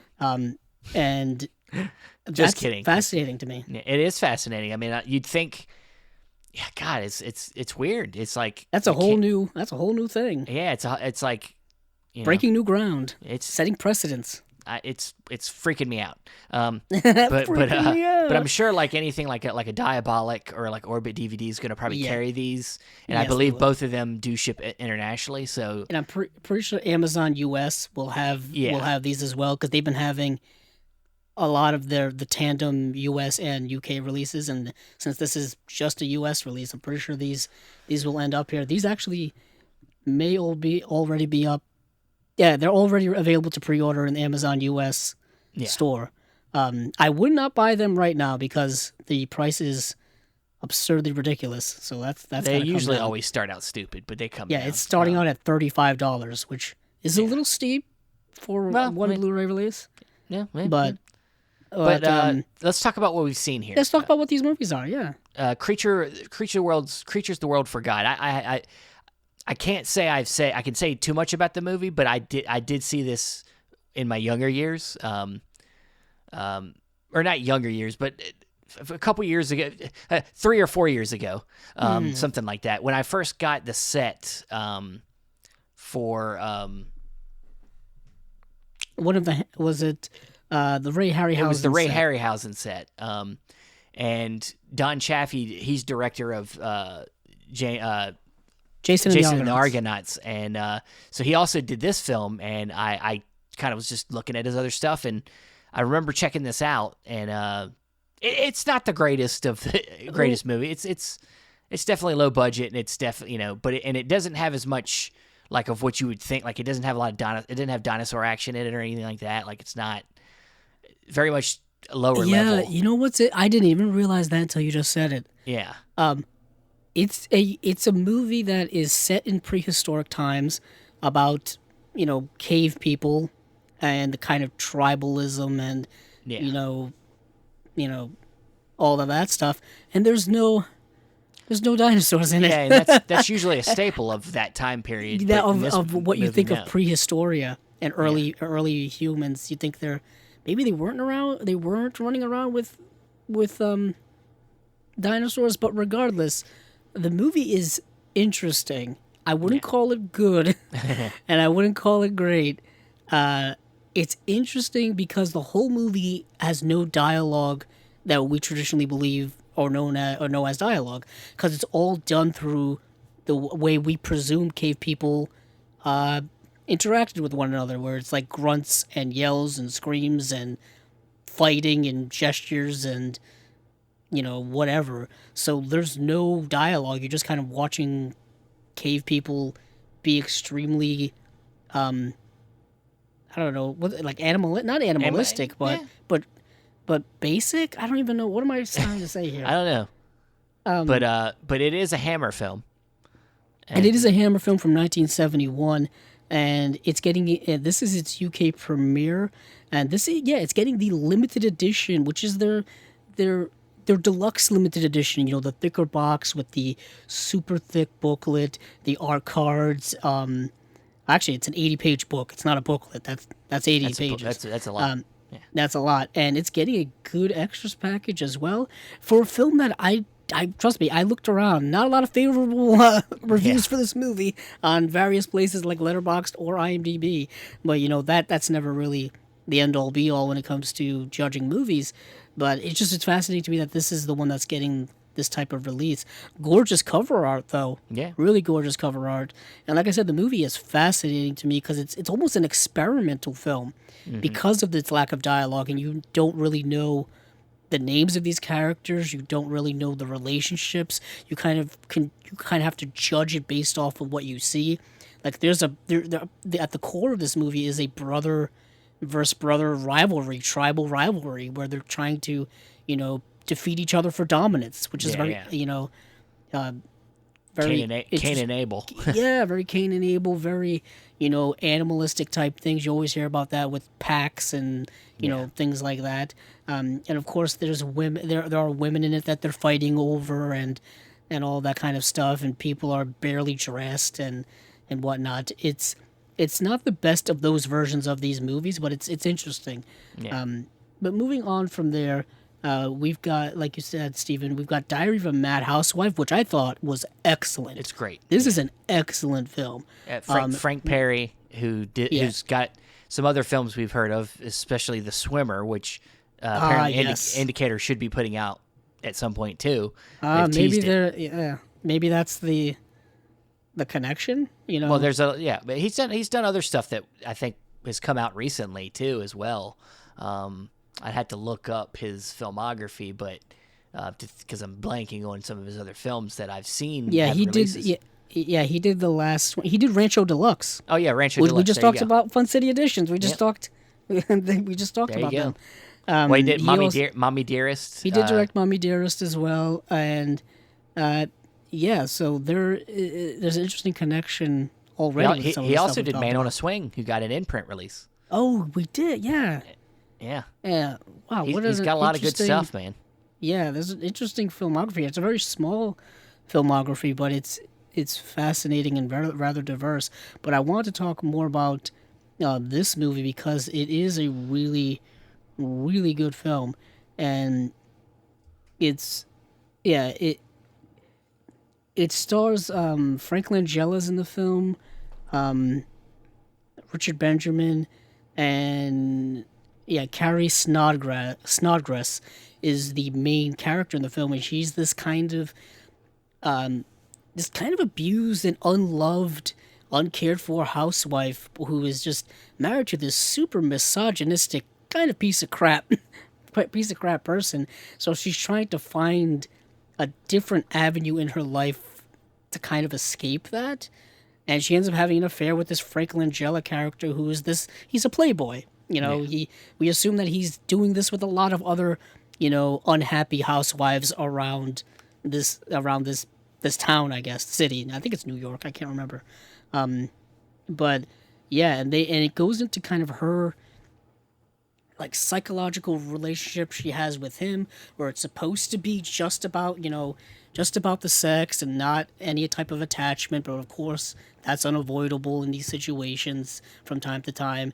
And it's a really fascinating look at, once again, that area of unhappy marriages and why they are unhappy, and the toxic relationships and all this kind of stuff. It reminded me a lot of the film that they put out recently, Stephen, in one of their more recent slates, and it seems like that's a common theme with like 1970s, repressed women or oppressed women, in that sense. And what did you think of the film, Stephen? Because I know you've seen it as well. Yeah, I really liked it. It almost has it almost feels like it has a satiricalness to it. It feels like we're in on the fact that these men are terrible men, and it's like they're kind of pushing the envelope, like purposefully. Frank Perry's trying to like emphasize how these actions are bad actions that these men are doing, and he's and it's like I said, almost in a sense, exclamation point, like on it, like it's on purpose. They're really kind of almost where you could almost laugh at how obvious it is. I was going to say that her husband is so obviously misogynistically terrible, and it's almost comedic of how absurd it is. Yeah, and the sad part about this is, it's a social commentary on people who are like that. Yeah. And what makes it even extra sad is there are men like that who still exist today, where they just boss their significant other around and believe that the women's purpose is to serve the man in the relationship and all of those things. And it's extremely outdated and absurd. It was absurd in the 70s, let alone 2022. And it also goes deeper than that, where the influence the father has over the children. Like, the children are even disrespectful to her as well. Yes. So exactly. So it's very demoralizing for her, and then she tries to seek pleasure in another man who just, objectifies her in a whole other way. Like it's like she wants somebody to care about who she is and not just about what she can do for other people. She's lost who she is, and in being married to that man, and tries to find herself in another person, but realizes that he only wants her for what she can do for him. Right. It's a loss of identity. Yeah. Or not even a loss of identity. She just doesn't know who she is. Yeah. Because she has no real identity or sense of what she wants or who she wants based off of what she wants, and she's kind of just drifting. Drives her mad. Yeah, drifting in and back and forth in this relationship, and that seems to be what happens a lot in whatever society that they're in. There's just a lot of fakeness in that society, a lot of boasting for boasting's sake. The other film that I was talking about from Indicator is The Brute. The Brute is a much more harsh version of this movie, where there's literal physical abuse, domestic violence and stuff like that, whereas this film doesn't have that, but it has the psychological abuse of what words can do and the impact they have and how you treat someone in a relationship. Even if that physical abuse isn't part of it, it is still extremely harmful. And the film really shows that very, very well. I thought this was probably the best film of the slate, to be honest with you, Steven. I agree. Like, this is one that I really, really want. Out of what I saw, and of course I haven't seen all these, but I feel like this is probably the best. Yeah, even though the next one we're talking about, we'll just get into it right now. Putney Swope is a cult classic, if you will. Putney Swope is a film that's been released a couple of times. I have it in the Eclipse set, Up All Night with Robert Downey Sr. because it was part of that set. That was one of the earliest Blue Criterion like Eclipse sets I ever bought, and the reason why is because he was in the Criterion Closet in one of the earliest versions of that, YouTube segment. And I just kind of wanted more of his work. So, of course, people have probably already connected this. Robert Downey Sr. is Robert Downey Jr.'s father. Yeah. Typically, he's just titled Robert Downey and given credit for that. This movie came out in 1969, and it's a satire. Steven, I don't know if you've seen it. I have not seen it, no. It's, I'll just kind of go over what Indicator has here. Putney Swope is the only black executive at a stuffy Madison Avenue advertising agency. When the chairman dies unexpectedly, Putney is unexpectedly elected the new boss. Because those voting never thought anyone else would do the same, Putney proceeds to kick out the white majority, replacing them with young revolutionary types, and renames the agency Truth and Soul. So it's a social commentary about, race and those discussions that were happening at the time, and it's a comedy, it's a satire, social commentary. It's a unique movie, a very, very unique movie. And this isn't the first time it's come out on Blu-ray though. I was gonna say one here. Yeah, I was gonna say, didn't Vinegar Syndrome maybe put out maybe? I think they put out a version of it, I believe. Yeah, Vinegar Syndrome put out. Yeah, they put it out in 2019. Yeah. And I'm wondering if it's the same transfer, because I heard that transfer on that looks fantastic. Yeah, it probably is, I'm assuming. Yeah. Just looking at 4K restoration by the Academy Film Archive and Film Foundation. So I'm assuming that's the same one, and of course it's getting a few audio commentaries, one by Robert Downey Sr., an interview with Robert Downey Sr. If you don't own this movie already in some form, you may want to pick up this release. I don't know how it compares to the Vinegar Syndrome release. I'd have to do your homework. Do your homework. Do your homework. It looks like it's got some of the same interviews, or at least, it looks like it has the same interview and the same commentary. So, yeah, right. At least it has that from what I'm seeing, just eyeballing it. Yeah. But moving on for Putney Swope is A Bullfighter and the Lady. This I watched last night. This is a Bud Bedecker film, and this stars Robert Stack and Joy Page. Steven, I don't know if you got to see this. No. I want to say this is an early film from Bud Bedecker because it came out in 1951, but I'd have to look that up. This is a really solid film. I don't think it's a great film. Basically, what happens is this American man goes down to Mexico and he sees a bullfight for the first time, and now he wants to become a bullfighter. So this older, kind of more seasoned, more legendary bullfighter takes him under his wing and tries to teach him how to be a bullfighter. And the reason why he initially does it is to oppress a woman, and what ends up happening is he ends up kind of more falling in love with the bullfighting sport and the relationships he's made and stuff like that.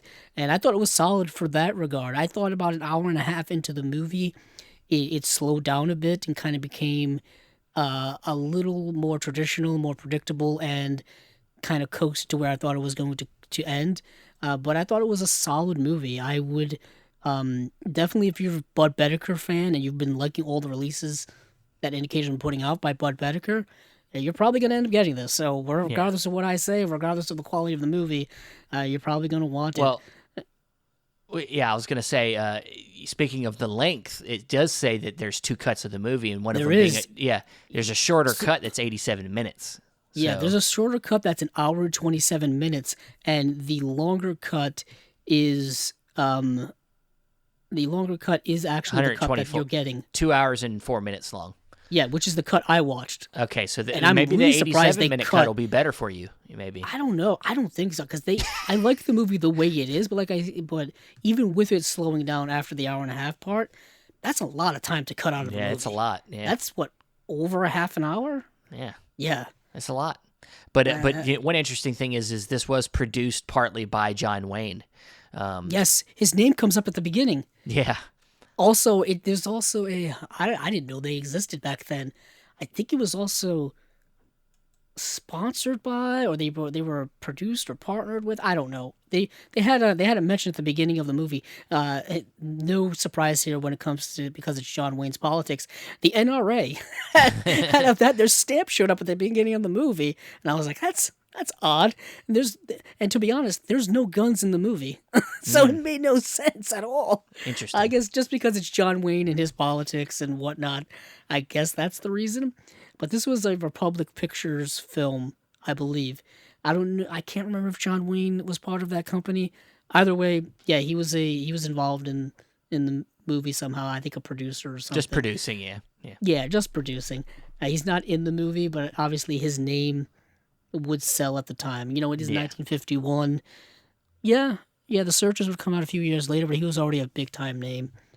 But yeah, right. this is a good release. You're getting. You do get both cuts of the movie here, I believe. Yeah, 2 presentations of the film, the complete 124 minute cut and the 87-minute theatrical cut. So yeah, I would definitely recommend this too if you're a Bud Bedecker fan. Now we get to the wrinkle, or the wrinkle in time, as they say.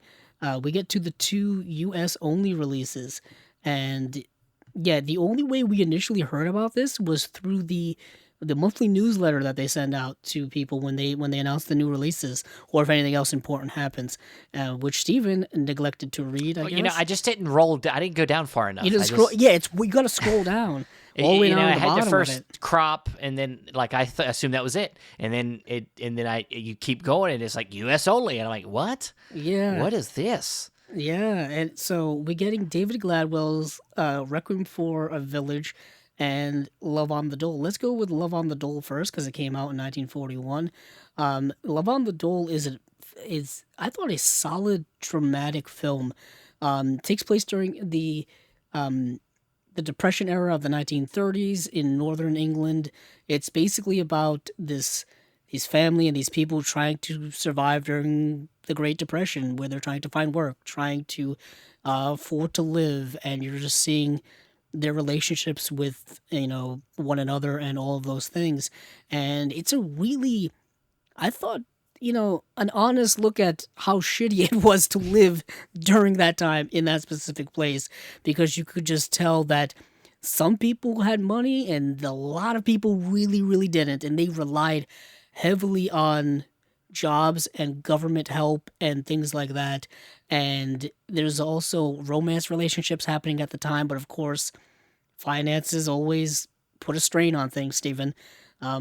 So did you get to watch this or no? You sent me the link, but I never got a chance to watch it. I decided to watch UFO Incident instead. Interesting choice. You're welcome. But interesting choice. It looks good the way you describe it. It seems like something I'd be into. It's an adaptation of a novel. What's interesting is it says adapted from the celebrated novel of the same name by Walter Greenwood. Love on the Dole was one of the most controversial British films of its time, having been banned from production by British Board of Film Censors and labeled a very sordid story in very sordid surroundings. It was eventually made in 1941 at a time when the Second World War had radically altered the country's social conditions and attitudes. Very interesting. There is actually stuff in it that was very surprising to be in a film for 1941. And I know, obviously, British film and American film, very different histories, very different, censorship and all those things and whatnot, and just, different what you could and could not show on screen. But there was some stuff they got into that was very real life stuff. And I was surprised they would show that on screen or mention it on screen at all. But that's kind of one of the things I really, really liked about the movie.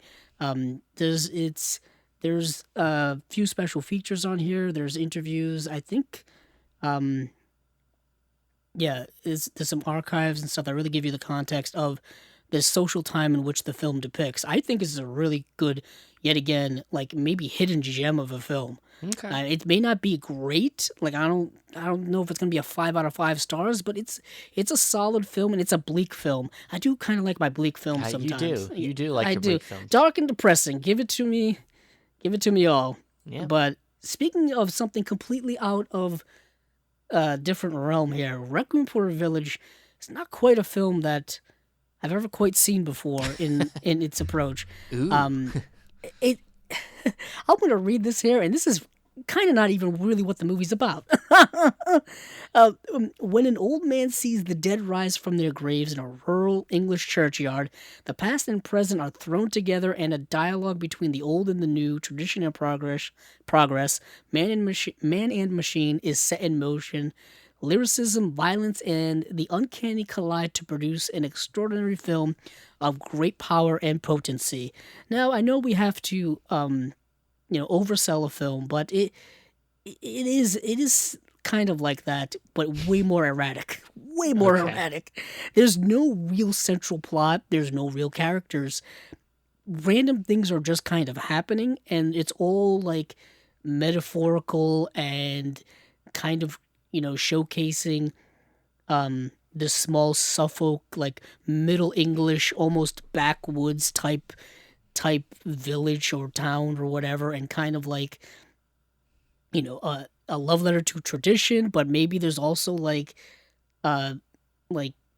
horrific backstories. Like there's like it's part folk horror, part love letter, part certain things. It's a very odd film. I can't even explain it.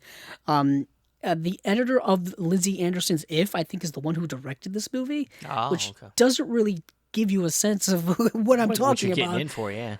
Yeah, there's like slow motion. There are certain sexual assault scenes at some point that are supposed to be metaphorical for like the destruction of humanity against nature, I guess, or the barbarism of that. It's just so wild. And then there's another scene where someone's like making a wagon wheel with like old school tools, and I'm like, what is happening with this movie?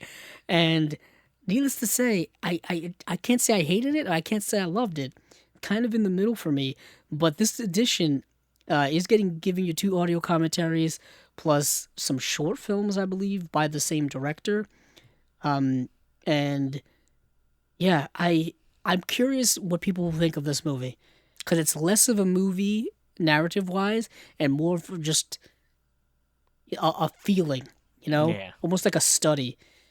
A study and experiment in filmmaking. I mean, I know you're a fan of surrealism. Is it not got a surrealistic feel to it? It is I think that's why I ended up liking it, is because I appreciated the surrealism of it and just the wild uncanniness of it. Like there would be one scene of like that graveyard guy that they do mention, him going and like cleaning off graves, and there'll be other scenes of like people having some type of religious ceremony in a barn somewhere. It'll be that erratic. So, Steven, it's a wild ride. I don't know if I'm describing it well. All I know is that it is coming to a U.S. Blu-ray release near you. And the reason why both of these releases are getting U.S. releases only is because the BFI is already puts them out in the UK. Gotcha. That's the mystery, if you're wondering. Right. Well, that's not a mystery. It's not a mystery. It's been solved, I guess. It's been solved, yeah. But as much as you're like you're back and forth about that movie, the way you described it makes me have to watch it. It sounds so out there that I have to watch it. Yeah, it would almost be an odd companion with that folk horror set from Severin. Yeah. It feels like it's not quite horror, but it feels like it gives you that sense of uneasy weirdness vibe that is in all of those movies. Gotcha. Well, that's great. So yeah, another a good slate from Indicator, and of course a little bit extra there with the U.S. only releases. And one question I saw somebody bring up was that, are these going to have, like, I'm assuming these guys have spine numbers as well, even though they're just US. That's fascinating. I assume so. I don't even know what numbers they're up to yet. Yeah, because the thing is some of their stuff bounces around because they like some of the release numbers are not in. It's not like they're releasing them in order. Some of them they've had in the wings and already given a number, and okay, I didn't even notice that. Yeah, did you not never notice that? Yeah, no, I never noticed that at all. I don't typically pay attention to. I just assume that they would go like sequentially. Yeah, but it's kind of like Criterion does. Yeah, you'd think, but it seems like they've connected numbers to some of these movies a long time ago, and that's their number. Like it's like they've been working on them for a long time, and so they've kept the number with that movie, and then when it comes out, it finally connects the dots. So yeah, it's interesting. I don't know about spine numbers on these yet, but I'm assuming they're gonna have spine numbers. I mean, yeah, I would assume they wouldn't break tradition when it comes to these U.S. releases, because it would throw off. It would throw off the whole collective. And it would be totally like I mean, like or like I don't know how. Well, maybe not racist, but like the fact that just because it's not a UK edition and it's a US edition, that's not race. You took the numbers I would say off more like a cultural bias, I guess. Sure, I figured racist wasn't right, but I mean, yeah, I don't think it was. I didn't think it was. I know. I'm just being funny. Yeah, I guess I don't know. International bias, maybe that's even a better term. Prejudice. Prejudice. Yeah, international prejudice, I guess. Yeah. When it comes to, but it's more it's in regards to, the release of where the movie's coming out versus. They're U.S. prejudice. They don't want to. They don't want to give spy numbers to us. Yeah, that's not what's happening. But I'm just saying. No, it's not what's happening. We're over-explaining something that is stupid. So I'm going to cut us. They're coming with slipcovers, not slipcovers, but spy numbers. Yeah, but I'm going to cut us off there before we go crazy. Before we go down a whole spy number tirade, because that's about something it for this week. Yeah, that's it for this week because. That was the only real things that kind of really dropped this week. It was a very quiet week. Yeah. Luckily, we had Jonathan Hertzberg come on. We got a great interview from him. Yep. Of course, get all the Fun City Edition good stuff that you can. We didn't talk about, but they have a lot of extra stuff that is not specifically movie related. Like they have a Fun City Edition like tote bag. They have a Fun City Edition T-shirt, which I think Steven has. Yes, and you could still find them online, but they sold out really. They sold really quick. I believe they also have some records as well, some soundtrack stuff too. I believe. Yes, they do. Yeah. So they got a lot of cool stuff going on over there, and also with us, we got some cool stuff, extra stuff going on. If you guys didn't realize, if you're not in the Facebook group of Chasing Labels on Facebook, because it is Facebook group, I just repeated myself. If you're not in there, we did do a live stream of a new show we're doing called The Unwatched Pile, and people in the group vote on some of our unwatched films in our collections, me and Andrew's collections, and we ended up talking about 4 movies in that live stream. The audio will drop on the Chasing Labels stream eventually, but if you want to be the first to listen to it and actually watch us visually, you can join that Facebook group and go check it out. And I talked about A Character Sour's Ron and the Criterion edition of the film Investigation of a Citizen Above Suspicion, and Andrew talked about Solaris from Andrei Tarkovsky, and then also Francois Truffaut's The Last Metro. So go over there and watch that, join the group, get involved in the next poll, which should drop maybe this week. But with that said, Andrew, where can you be found? You can find me on Twitter at Cabzilla06, as well as our YouTube channel, Chasing Labels. And you can find me on Facebook, Stephen Billings. You can find me at the other Chasing Labels pages, whether it be the Instagram, the Twitter page. You can also follow me on Letterboxd at Chasing Labels. You can find the audio for the podcast on Podbean, Apple Podcasts, Stitcher, Spotify, and other places. Thanks again for listening, and hey, keep on watching them movies. I know I will.